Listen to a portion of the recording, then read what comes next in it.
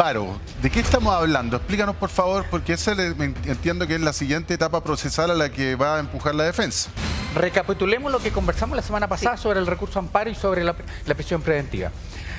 Cuando la Corte de Apelaciones falla y se pronuncia sobre la prisión preventiva, ¿existe la posibilidad de volver a revisar esa prisión preventiva en el juzgado de garantía? Siempre. Siempre se puede revisar la prisión preventiva, siempre. En todas circunstancias y sobre todo si hay nuevos antecedentes en la investigación. Pero nuevos antecedentes, por ejemplo, en la defensa que jueguen a favor, si no va a pedir la revisión. O por el mero transcurso del tiempo. Ya. Pasaron los 6 meses que establece el Código Procesal Penal, se tienen que revisar a todo evento. Por lo tanto, que la Corte de Apelaciones haya fallado en contra de Jorge Valdivia no impide que ellos pidan la revisión de la prisión preventiva en el juzgado de garantía.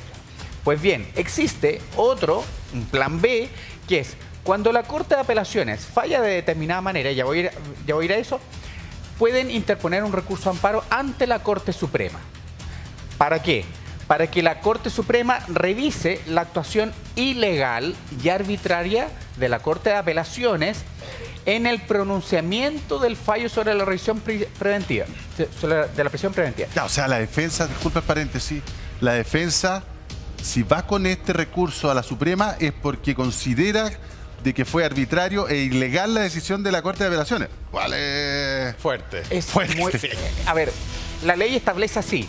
Hay jurisprudencia reciente de agosto en que la Corte Suprema ha fallado en contra de los imputados, a favor de los imputados. En contra de la Corte. En contra de la Corte. Aquí no es que aquí se van a proteger entre todos. No, la Corte Suprema hace una evaluación de fondo respecto de esto.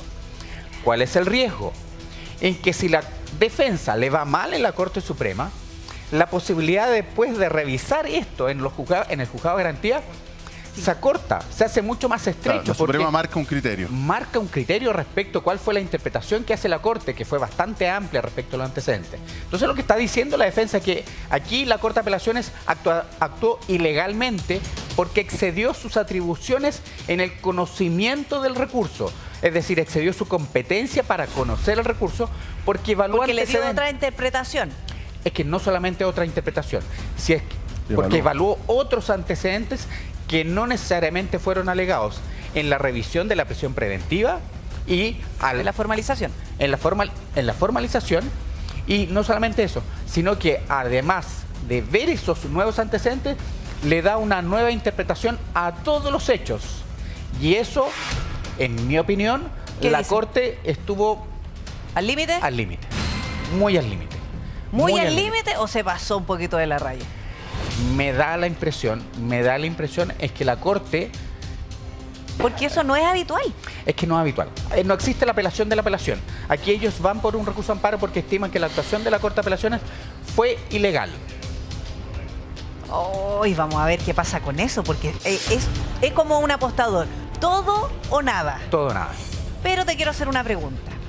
En vista que se acerca la Navidad, la probabilidad de que Jorge Valdivia pase la Navidad en la cárcel es alta, pero contéstamelo después de una pausa.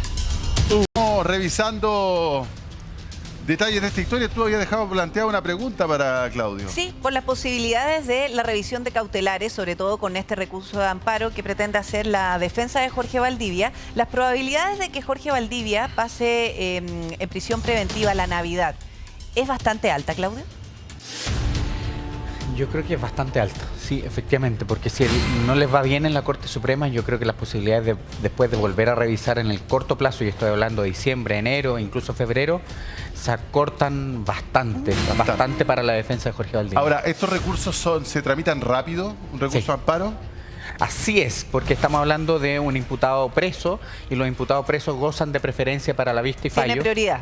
Tiene prioridad y por lo tanto si el recurso de amparo se presentó ayer, se va a presentar hoy día estamos a miércoles, es probable que la Corte lo pueda revisar, si no este viernes, el lunes de la próxima semana. Ya, o sea, bastante rápido. Y ahí vamos a tener mayor claridad respecto... Son tus garantías. Sí, claro. A ver, la Corte Suprema tiene que revisar aquí si es que la fundamentación de la Corte de Apelaciones para decretar la prisión preventiva de Jorge Valdivia fue legal y se ajustó a derecho. Eso es lo que tiene que determinar.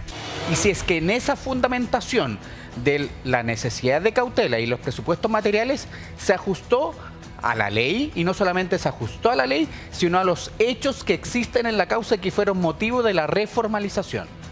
Es eso. Pero eso quiere decir que en el fondo la Corte de Apelaciones no puede actuar como un tribunal oral en lo penal, es decir... O emitir juicio. O antes de que se pronuncie un tribunal de primera instancia. Básicamente, es decir, si acá la Corte de Apelaciones esgrimió la prisión preventiva por antecedentes más allá de los presentados en las cautelares, podría considerarse que fue arbitrario y que se fue más allá de sus atribuciones.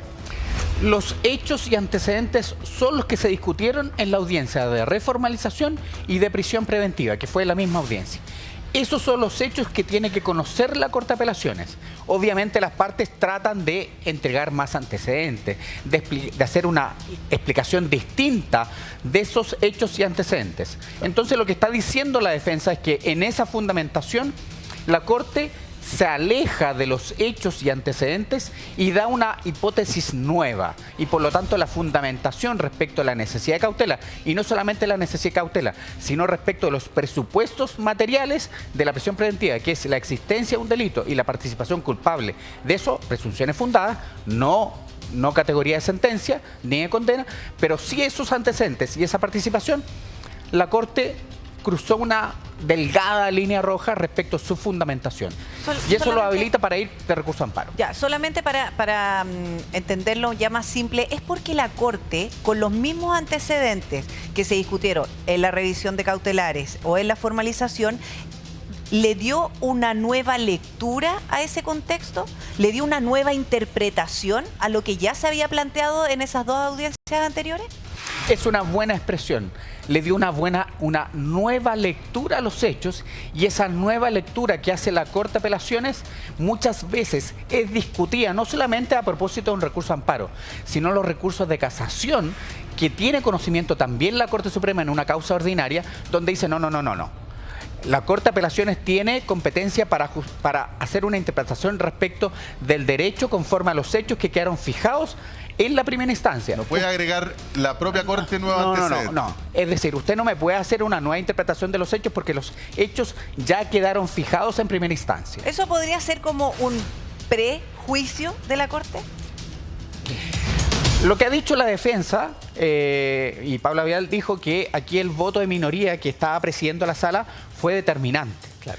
Y en ese sentido, el recurso de amparo también va en contra de ese voto minoría, en contra de ese ministro, por cuanto el voto minoría ya había sido descartado en el anterior pronunciamiento de la Corte. Entonces está diciendo la defensa, en términos muy simples, y perdonen la palabra, como que está revisitando el primer fallo con el voto de minoría y lo está haciendo como voto mayoría. Claro. Y eso está diciendo, eso es ilegal. Yo entiendo incluso que ella Paula Vidal, plantea que la Corte confunde ambas denuncias. Que hay un tema de, no solamente, Claudio, tú me puedes corregir, pero no solamente de agregar un nuevo antecedente, es más bien de que confunde en su argumentación ambos casos. Mira, ya lo vamos a ver de todas maneras de aquí a más tardar el lunes probablemente, y vamos a estar súper atentos a ese fallo de la Corte Suprema. Corte Suprema.